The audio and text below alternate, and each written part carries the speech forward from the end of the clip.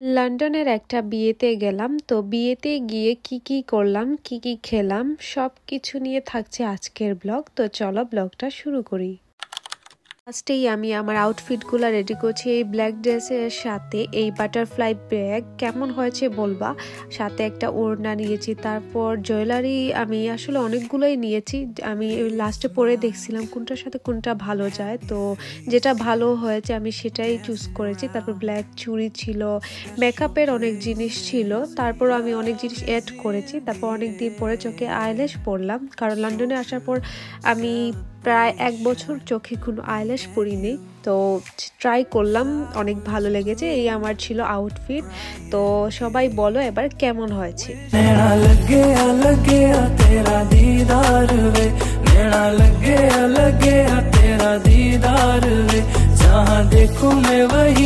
বিয়ের ভেন্যুটা ছিল রংফোর্ডে। রংফোর্ড আমাদের বাসা থেকে প্রায় 2 ঘন্টা লাগে। আমরা বেরিয়ে পড়েছি, রাস্তায় অনেক মেঘ ছিল।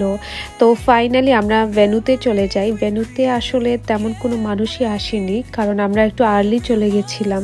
তো আমি ভিডিও নিচ্ছিলাম, যেহেতু কেউ ছিল না, ফাঁকা ছিল। তো আমি অনেক সুন্দর করে ভিডিও করেছিলাম, আর দেখতে কিন্তু অনেক বেশি ভালো লাগছিল। সব কিছু ক্লিন অ্যান্ড টাইডি করা। তো আমি অনেক বেশি আসলে এনজয় করেছি, যেহেতু লন্ডনের বিয়েগুলো দেখতে অনেক বেশি ভালো লাগে। তারপর স্টেজের ভিডিও করলাম, আরও অনেক জায়গায় ছিল। আসলে আমি সব কিছু ভিডিও করতে পারিনি, যেহেতু ফ্যামিলি সবাই ছিল। তারপর মানুষও আস্তে আস্তে চলে আসছিল। তো যতটুকু ভিডিও করলাম আপনাদের সাথে শেয়ার করলাম। এখানে মেনু কার্ড দেখছিলাম কি আমাদেরকে খাওয়ানো হবে। তারপর বর কন্যা দুজনেই আসলে চলে আসে, তাদের আলাদা আলাদা করে ভিডিও শ্যুট হয়, তারপর তাদেরকে এক করা হয় আখতের পর।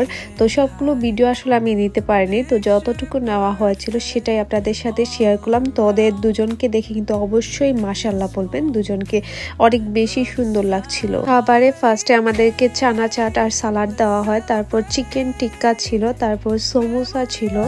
তো আমি সবকিছু প্লেটে অনেক সুন্দর করে সাজিয়ে এবার খেয়েছি, তা মজা ছিল। তারপর রাইস ছিল, পোলাও ছিল, তারপর চিকেনের তরকারি ছিল, আরও অনেক ভেজিটেবল ছিল, যেগুলো সবগুলো আমি খাইনি, জাস্ট চিকেনটাই ট্রাই করে। ডেজার্টে ছিল আইসক্রিম আর একটা গোলাপ জাম। অন্য সাইডে চা ছিল, তারপর আইসক্রিম ছিল। এরকম একটা মেশিনের মধ্যে আইসক্রিম বানানো হয় বিস্কিট দিয়ে। তো ওরিও বিস্কুটেরটাই আমরা ট্রাই করেছিলাম। তো অনেক মানুষ ছিল, যেহেতু ছোট একটা জিনিসে একজনই বানাচ্ছে, তো বিয়ে বাড়িতে তো অনেক মানুষ।